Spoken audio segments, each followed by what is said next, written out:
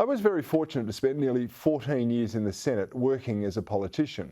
Now, I say fortunate because you have to understand it is an incredible privilege to be one of the few chosen to serve the many. It's also not for the faint of heart. Politics is a brutal business. Things that happen in the political realm wouldn't be allowed in any other workplace. The lies, the subterfuge, the direct confrontation, the deception, the coercion, they're all part and parcel of the deal. Character assassination via media hits is part and parcel of the job too. The price of a favourable puff piece about yourself, well, that's usually some scurrilous gossip or allegation against one of your political foes. When I talk about political foes, most often they're in your own party.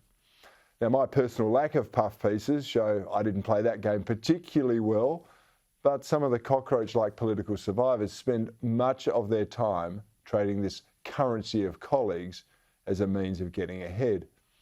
And for those of you who think that this is just blokes playing this game, I'm sorry to say it's not. Political shenanigans are not gender specific. And in my experience, those who whine and complain the most about how bad it is for them, well, they're usually up to their necks in it too. You see, politicians will use whatever they can as a shield when caught or suspected of saying or doing the wrong thing.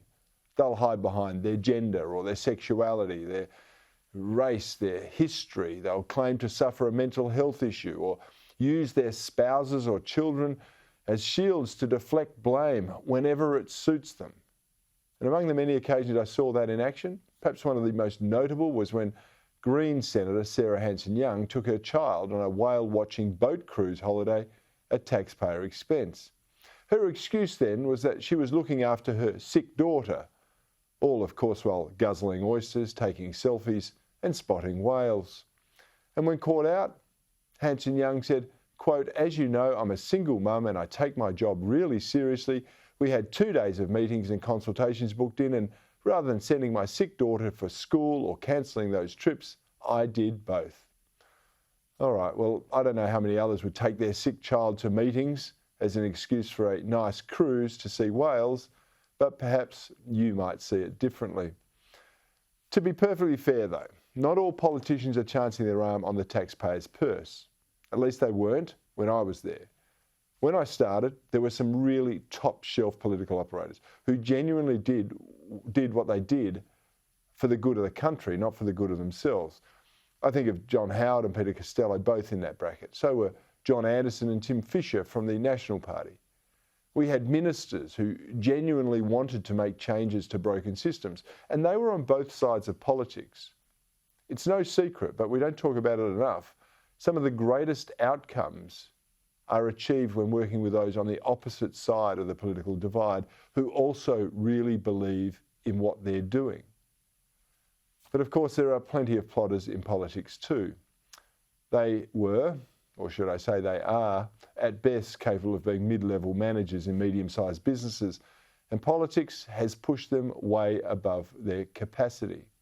Still, back then, and probably now too, the good politicians masked the weakness around them. But I say probably now because as I reflect on politics today, it does seem to be increasingly dominated by vacuous spin merchants, midwits and those seeking to atone for a failed previous career or an unhappy childhood. And this was all brought home to me watching the Royal Commission into Robodebt. It was replete with buck passing, with denials and self-righteous words by some of those involved. It brought back to me all the frustrations of dealing with the duplicitous and the incompetent. The types of people who would lie to your face, and when you called them on it, they'd tell another lie about why they had to lie in the first place. In politics, a lot of ministers, a lot of backbenchers for that matter as well, are woefully unprepared for their job. They haven't done the homework to prepare for a meeting or for official duties that they have to attend. And if you're in any doubt, you've just got to watch the Senate committee or the estimates process to conclude that a lot of the people asking the questions haven't the foggiest idea about the detail of what they're examining. Most often, they turn up with a pre-written set of questions, prepared by staffers, I should say, Then they dutifully read through them without any emotion or any real understanding, without any context of how the answers that come back should actually influence their next line of inquiry. It's quite embarrassing. But I guess it's not surprising because you see, if you ask these MPs and senators why they entered politics in the first place, few of them really know. Most often, and I'll lay London to a brick here, you'll get an answer like, oh, I wanted to make a difference. But they can't tell you what difference they actually want to make. As a Liberal, you should be able to say, oh, I want to fight for lower taxes or shrink the size of government. But based on the actions of the previous Liberal administrations, I don't know actually how many believe that anymore. Labor's not much better. It's probably worse actually. Most are union hacks promoted on the basis of service.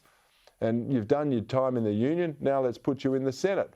The Greens, they're a bunch of people who can only exist by using someone else's money. I actually can't think of too many in that space with any serious private sector credentials, which may explain why they can't seem to grasp basic financial concepts. All in all, our politics is in a very sad state of affairs. And I say that, not in a partisan way. My lament, and maybe yours does too, it applies right across the political spectrum. But it also helps to explain how a wonderful country is digging itself into such a terrible financial, economic, social and political hole. Second-rate administration is delivering us a second-rate nation. Mired in debt, we're divided by manufactured crises, and we're unable to provide even the most basic of services, like electricity, that we previously enjoyed. The Royal Commission brought home today where the buck really stops. Our national problems are not solved by our politicians. No, our politicians create the problems, and then they faff about pretending to solve them, while in all likelihood, they're actually making them worse.